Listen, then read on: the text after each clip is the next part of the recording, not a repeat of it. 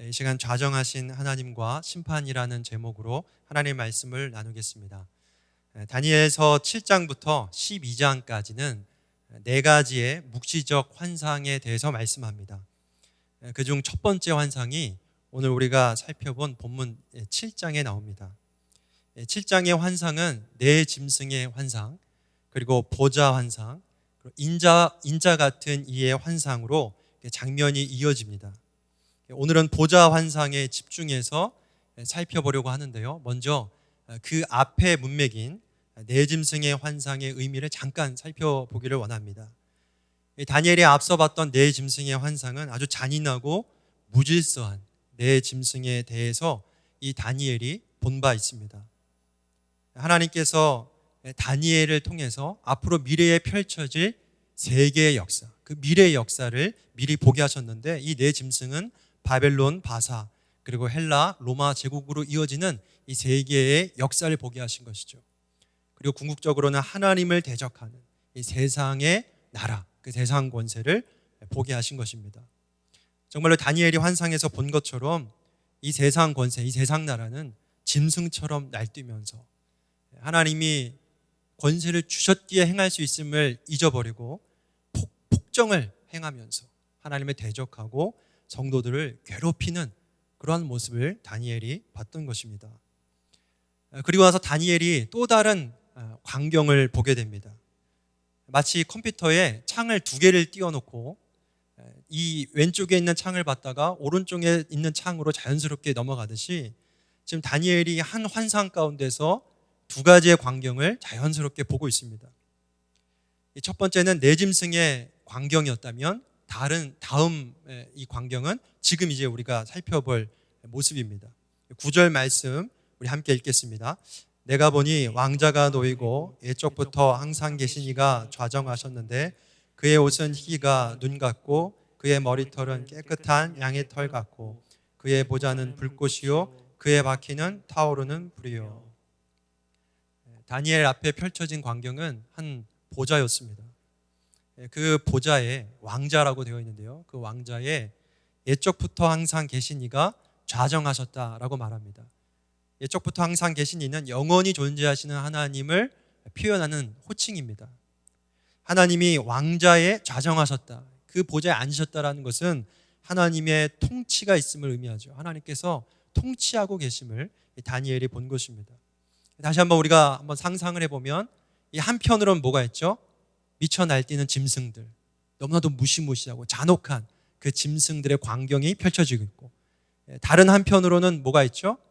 보좌에 앉으신 하나님이 그 눈앞에 펼쳐진 것이죠. 이 두 가지의 모습을 다니엘이 보고 있습니다. 그렇다면 이 두 광경을 연결해주는 고리가 무엇일까?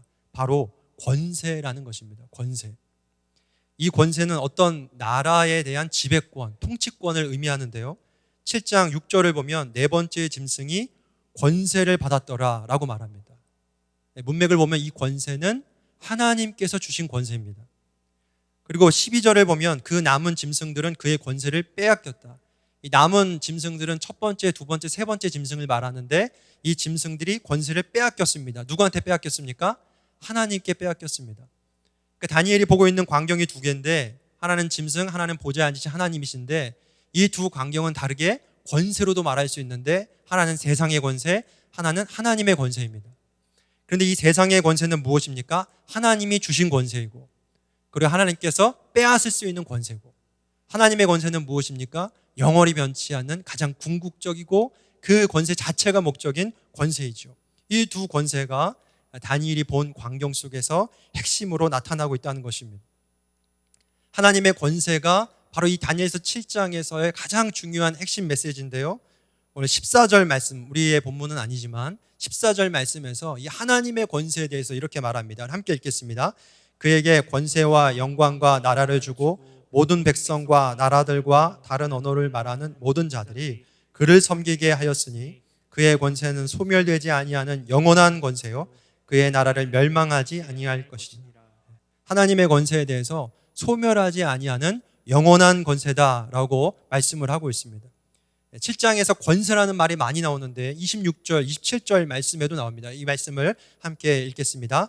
그러나 심판이 시작되면 그는 권세를 빼앗기고 완전히 멸망할 것이요 나라와 권세와 온 천하 나라들의 위세가 지극히 높으신 이의 거룩한 백성에게 붙임 바 되리니 그의 나라는 영원한 나라이라. 모든 권세에 있는 자들이 다 그를 섬기며 복종하리라. 26절 앞부분에 그는 권세를 빼앗기고, 이거는 짐승의 권세, 세상의 권세입니다. 그 권세는 빼앗깁니다. 하나님께 빼앗기고 완전히 멸망하는 권세입니다. 반면에 하나님의 권세는 영원한 권세라고 아까 말씀드렸는데, 모든 세상의 권세들이 하나님께 나와서 섬기는, 그 권세 앞에 섬길 것이다. 가장 우월하시고 가장 위대하신 권세가 바로 하나님의 권세, 영원한 권세임을 우리에게 말씀을 하고 있습니다. 그리고 이것이 무엇을 말합니까? 단순히 정보를 제공하는 차원에서 이 세상 권세와 하나님의 권세에 대해서 말하고 있습니까? 그렇지 않습니다. 아까 권세는 지배권, 통치권이라고 했죠. 누군가를 지배하고 통치하는 것이 권세입니다. 그럼 무엇을 말합니까? 우리가 세상의 권세와 하나님의 권세가 있는데 무엇을 섬기고 무엇을 예배해야 할 것인가? 멸망받을, 빼앗길 이 세상의 권세를 섬기고 예배할 것인가? 아니면 영원히 빼앗기지 않고 소멸되지 않을 그 하나님의 권세 앞에 우리가 엎드려 예배할 것인가? 이것을 우리에게 묻고 있는 것이죠. 사랑하는 성도 여러분, 여러분은 세상의 권세 앞에 엎드립니까? 하나님의 권세 앞에 엎드립니까? 하나님의 권세 앞에 엎드린 여러분들이 되시기를 간절히 바랍니다. 근데 우리는 우리 눈앞에 있는 것에, 당장 눈앞에 있는 것에 우리의 마음이 더 쏠리게 되어 있습니다. 다니엘이 마지막 짐승을 보고 7장에 보면 심히 무섭더라 라고 그렇게 말한 적이 있거든요. 심히 무섭더라. 세상의 권세는 정말로 솔직한 얘기로 심히 무섭습니다. 강력합니다. 이 세상 권세는 우리의 마음을 때로는 두렵게 해서 자기를 따르게 하고요, 때로는 달콤한 유혹으로 우리의 마음을 움직여서 그 권세 앞에 엎드리게 합니다. 이렇게 날마다 우리를 유혹하는 것이 이 세상의 권세입니다. 그러나 세상 권세와 하나님의 권세를 앞에 두고 그것을 선택해야 하는 것이 또한 우리의 현실의 문제이기도 합니다. 정말 어렵죠. 예수님도 마태복음 4장에서 광야에서 마귀에게 시험을 당하십니다. 이때 마귀가 첫 번째는 돌을 떡으로 만들라, 하나님의 아들이거든 돌을 떡으로 만들라라는 시험을 했고, 두 번째는 성전 꼭대기에 예수님을 세우고 거기서 뛰어내려 봐라, 하나님의 아들이거든 거기서 안전할 것이다, 그렇게 시험합니다. 그리고 마지막 시험이 뭡니까? 지극히 높은 산 꼭대기에 예수님을 세우고 이 마귀에게 이 천하 만국과 영광을 보여주면서 뭐라고 합니까? 자기에게 경배하면, 자기에게 엎드리면 이 모든 것을 너에게 주겠다, 그렇게 유혹합니다. 예수님도요, 인간의 몸을 이 땅에 입고 오셨기 때문에 세상 권세 앞에 굴복하라, 경배하라 라는 그런 유혹을 마귀로부터 받은 것이죠. 그런데 여러분, 이 마귀가 준 시험들의 핵심은 무엇입니까? 예수님이 이 땅에 오신 사명을 잊게 하는 것이죠. 예수님이 이 땅에 오신 것이 돌을 떡으로 만드는 일을 하려 오셨습니까? 높은 곳에서 뛰어내려서 사나 안 사나, 그래서 초인적인 능력을 발휘해서 살기 위해서 이 땅에 오셨습니까? 아닙니다. 예수님은 하나님께서 주신 사명에 따라서 이 땅에 오신 것이죠. 예수님은 오직 하나님만을 경배해야 한다라고 사탄을 꾸짖습니다. 마태복음 4장 10절에 그때 예수님이 사탄아 물러가라 기록되었을 때 주 너의 하나님께만 경배하고 다만 그를 섬기라 하였느니라. 하나님께만 경배하고 섬기는 것이 나의 사명이다라고 예수님은 담대하게 마귀에게 선언했을 때 마귀가 어떻게 합니까? 도망가는 것이죠. 여러분, 이러한 유혹이, 예수님이 당하신 이 시험이 우리에게도 날마다 펼쳐집니다. 세상은 우리에게 말합니다. 세상 앞에 경배하라, 세상에게 경배하라, 그러면 이 모든 것을 너에게 주겠다. 여러분, 세상에 보십시오. 세상에 말을 잘 따르면 줄 것들이 얼마나 영광스럽습니까? 얼마나 찬란합니까? 그러한 것들을 매일매일 보여줍니다. TV를 통하여서, 뉴스를 통하여서, 우리가 현실적으로 어떤 사람들이 잘 되는 모습을 통하여서 세상이 시키는 대로 열심히 하니까 저런 걸 누릴 수 있구나. 그러니까 세상은 우리에게 늘 나를 경배하라, 그러면 이 모든 것을 주겠다라고 말합니다. 여러분, 이때 우리는 어떻게 해야 합니까? 예수님처럼 담대하게 외치기 바랍니다. 우리는 오직 하나님만을 경배하라라는 그 말씀을 받았다는 것이죠. 사탄아 물러가라는 것이죠. 우리가 늘 하나님을 경배하고 하늘의 권세, 하나님의 권세만을 따르고 그 앞에 엎드려야 할 사명이 우리에게 있음을 여러분 믿으시길 바랍니다. 다니엘의 본 환상을 좀 더 자세하게 살펴보겠습니다. 이 환상을 다니엘이 묘사하는데 뭐라고 말하냐면 하나님께서 앉으신 보좌가 불꽃이다 라고 말합니다. 그러니까 보좌가 불로 막 솟아오르는 거예요. 불로 타오르는 것이죠. 불은 하나님의 임재의 상징입니다. 하나님께서 그 자리에 임재하셨음을 의미합니다. 그리고 그의 바퀴는 타오르는 불이다 라고 말합니다. 보좌 밑에 바퀴가 달려 있는데요, 그 바퀴가 타오르는 불의 형상을 띠고 있는 것이죠. 여러분, 바퀴는 어떤 것을 의미합니까? 바퀴는 기동성을 의미하죠. 어디론가 갈 수 있습니다. 움직일 수 있습니다. 하나님의 보좌가 신속하게 이동하는데 바로 그들이 있는 곳, 그들이 처한 그 바벨론에 포로된 그 상황 가운데에 하나님의 보좌가 그곳에 임하신 것입니다. 그래서 뒤에 22절에 보면은 옛적부터 항상 계신 이가 와서, 그러죠. 그 현실 가운데 오신 거예요. 하나님이 오셔서 그들 가운데 임하셔서 그들 가운데 앉으셔서 하나님께서 통치하시는 모습을 이 다니엘에게 보여주셨습니다. 이 바벨론 포로 백성들이 있는 이 바벨론은 예루살렘에서 대략 1000km 떨어진 아주 먼 거리에 있었습니다. 그들의 세계관에 의하면 이 거룩이라는 것은 공간적인 차별성을 갖습니다. 그러니까 하나님이 임재하시는 거룩한 곳 어디죠? 예루살렘 성전, 그리고 지성소. 이 지성소가 하나님이 임재하시는 곳이고 가장 거룩한 곳인데, 여기서 공간적으로 멀어지면 멀어질수록 어떻게 되는 겁니까? 거룩하지 않은 것이죠. 부정한 것이 됩니다. 그래서 이 예루살렘에서 1000km 떨어진 바벨론 땅은 어떻습니까? 그들의 세계관에 의하면 가장 부정한 것이죠. 가장 부정한 곳인 그 땅에 하나님이 임재하실 리가 있습니까? 없습니까? 있습니까? 없습니까? 당시 유대인들에게는 하나님이 이 땅에 임재하실 리가 없는 거예요. 그런데 다니엘이 본 환상 가운데 하나님의 보좌가 어디에 임했습니까? 바로 그 자리에 임한 겁니다. 그들이 가장 이해할 수 없는 것, 가장 부정하다고 말하는 것, 가장 불의한 땅, 이방 신들이 우상 숭배가 자행되는 바로 그 땅에, 세상 권세가 가장 강력한 바로 그 땅에 하나님의 보좌가 불로써 그곳에 임하신 것입니다. 무엇을 말합니까? 하나님의 통치는 바로 우리의 삶의 자리에 있음을 믿으시길 바랍니다. 하나님은 우리의 삶에 가장 가까운 곳에 있습니다. 내 삶이 가장 고통스럽다 할지라도, 내 인생이 가장 안 좋은 시기에 내가 지금 살고 있다 할지라도, 내가 지금 겪고 있는 환경이 가장 지옥과 같은 지금 현실을 겪고 있다 할지라도 하나님이 지금 우리 인생에 들어와 계신 거예요. 그것에 보좌에 좌정하셔서 우리를 통치하고 계신 줄 믿으시길 바랍니다. 다니엘이 두 개의 광경을 봤다고 했죠. 하나는 세상 권세가 장악하고 있는 잔혹한 그 광경을 봤고요. 다른 하나는 무엇을 봤습니까? 좌정하신 하나님의 보좌를 봤습니다. 하나님을 봤습니다. 여러분, 우리는 우리의 시선이 자꾸 이 왼쪽에 머물 때가 있습니다. 내 짐승의 환상에만, 세상 권세가 아주 강력하게 지배하고 있는 우리의 현실에만 우리의 시선을 떨구고 있을 때가 너무나도 많습니다. 하나님, 너무나도 현실은 무섭습니다. 세상의 권세는 너무나도 강력합니다. 두렵습니다 할 때에 오늘 다니엘에게 눈을 돌려 보좌에 앉으신 하나님을 보게 하신 것처럼 오늘 우리에게 이 예배를 통하여서 보좌에 앉으신 하나님을 보게 해주실 줄 믿습니다. 여러분, 예배는 무엇입니까? 세상 가운데 세상 권세의 그 무서움에 짓눌린 우리에게 예배는 무엇입니까? 보좌에 앉으신 하나님을 보게 하는 것, 그것이 예배입니다. 그래서 예배가 중요합니다. 여러분, 우리가 얼마나 예배를 드리고 있습니까? 일주일에 한 번 예배 드리는데 그것도 집중하지 않고 예배를 드린다면, 그 예배를 드리는 그 순간에도 세상 권세에 굴복하는 마음으로, 세상을 욕망하는, 여전히 그 앞에 경배하는 자세로 예배를 드리고 있다면 예배는 우리의 삶에 아무런 변화도 일으킬 수 없습니다. 우리가 예배 가운데 하나님을 보게 해달라는 간절함으로 붙들고 기도할 때에 좌정하신 하나님이 그 활활 타오르는 불 가운데 임재하셔서 우리를 통치하심을 보게 하실 줄 믿습니다. 그런 예배가 여러분들 모두에게 있기를 간절히 바랍니다. 그렇다면 하나님은 오셔서 무엇을 하십니까? 지금 이 장면, 우리가 보고 있는 이 장면은 법정에서 하나님이 심판하시는, 재판하시는 장면을 우리에게 보여주고 있습니다. 그래서 잘 나타내는 것이 10절인데요. 우리 10절 말씀 함께 읽겠습니다.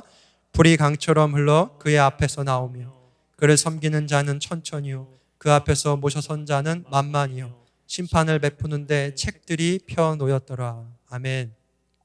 보좌에서 솟구치는 그 불이 강처럼 흘러서 온 땅을 뒤덮었습니다. 그리고 그 불은 심판하는 불이 됐죠. 11절에 네 짐승 중 마지막 짐승인데요. 이 짐승이 큰 목소리로 말했다 합니다. 이게 뭐냐면 아주 거만하게 떠들었다는 거예요. 하나님을 대적하면서 교만하게 떠들고 있는데 이 짐승이 어떻게 됩니까? 강처럼 흐르는 그 심판의 불에 죽게 됩니다. 그리고 그 시체가 그 불에 던져져서 완전히 소멸되고 말았다라고 말합니다. 하나님께서 그 대적하는 그 짐승, 성도를 유혹하고 괴롭히는 이 세상 권세 잡은 짐승을 하나님이 어떻게 하십니까? 심판하셨다라고 선언하고 있는 것입니다.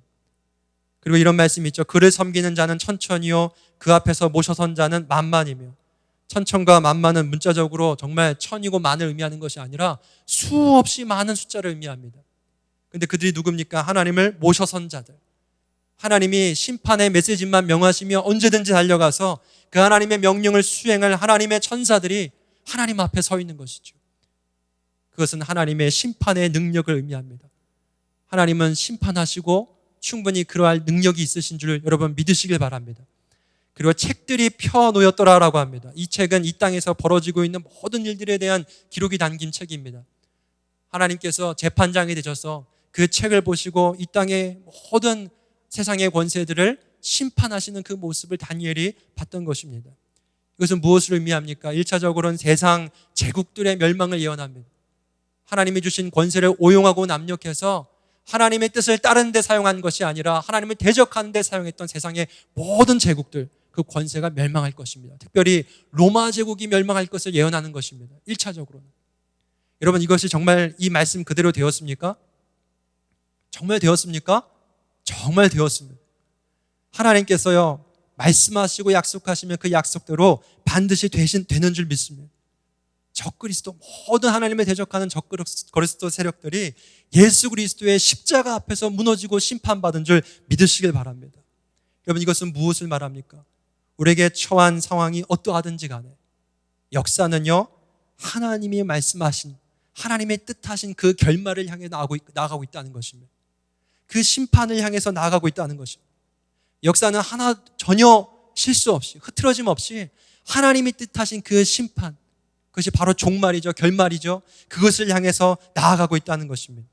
13절과 14절은 오늘 본문은 아니지만 하나님은 세상의 모든 권세를 거두셔서 예수 그리스도께 주십니다. 그리고 이 모든 역사가 바로 예수 그리스도의 뜻대로, 그분의 통치대로 가게 하나님께서 그렇게 이끌어가고 계심을 오늘 본문을 통해서 우리에게 말씀하고 계신 것입니다. 여러분, 하나님의 역사는 그분이 뜻하신 그 종말을 향해 가고 있는 줄 믿으시길 바랍니다. 이 종말은 헬라어로 텔로스라고 합니다. 텔로스는 뜻이 끝이라는 뜻이 있습니다. 하나님께서 그 끝을 향해 이 역사를 이끌어가고 계신데요. 이 텔로스의 뜻이 끝뿐만 아니라 또 하나의 뜻이 있는데 그것은 바로 목적이라는 뜻이 있어요. 목표라는 뜻이 있습니다. 그 끝은 무의미한 끝이 아닙니다. 그 끝은 아무런 의미 없는 끝이 아니에요. 허무한 끝이 아닙니다. 하나님께서 목적하신 바, 하나님께서 뜻하신 바, 바로 그것이 그 끝입니다. 하나님께서 우리의 인생을, 우리의 역사를 어떻게 이끌어 가시냐면 하나님께서 뜻하신 그 목적으로 이끌어가고 계심을 여러분 믿으시길 바랍니다. 우리의 삶을 보면 아직 완성되지 않은 퍼즐 조각 같아요. 들여다보면 그냥 고되기만 하고 힘들고 피곤하고 하루하루 반복되는 일상에 지치기 일쑤입니다. 그래 하나님께서 그 끝을 보여주시면서, 그리고 우리에게 그 끝이 정말 그대로 이루어졌음을 보여주시면서 하나님께서 우리의 인생을 하나님의 뜻대로 이끌고 가심을 확신시켜 주시는 것입니다. 지금은 퍼즐 조각 한 조각 같지만 완성된 그 퍼즐의 완성본을 이 말씀을 통해서 우리에게 보여주시면서 하나님의 완성대로, 하나님의 목적대로 우리의 삶을 이끌어가고 계심을 우리에게 말씀해 주고 있습니다. 그러므로 사랑하는 성도 여러분, 우리가 누구를 섬기고 누구를 예배해야겠습니까? 찬송가의 가사처럼 세상의 신을, 그 헛된 신을 여러분 버리시길 바랍니다. 세상은 우리의 끝을 그렇게 완성되게 목적을 향해 우리를 이끌어갈 수 없습니다. 세상 권세는요, 불완전하고 소멸될 그러한 권세이기 때문입니다. 오직 하나님의 권세만이 영원하시기 때문에 우리를 하나님의 뜻대로 이끄실 수 있음을 여러분 우리가 믿고 하나님을 바라보고 그 하나님만을 예배하는 우리 모두가 되시기를 주님의 이름으로 축복합니다.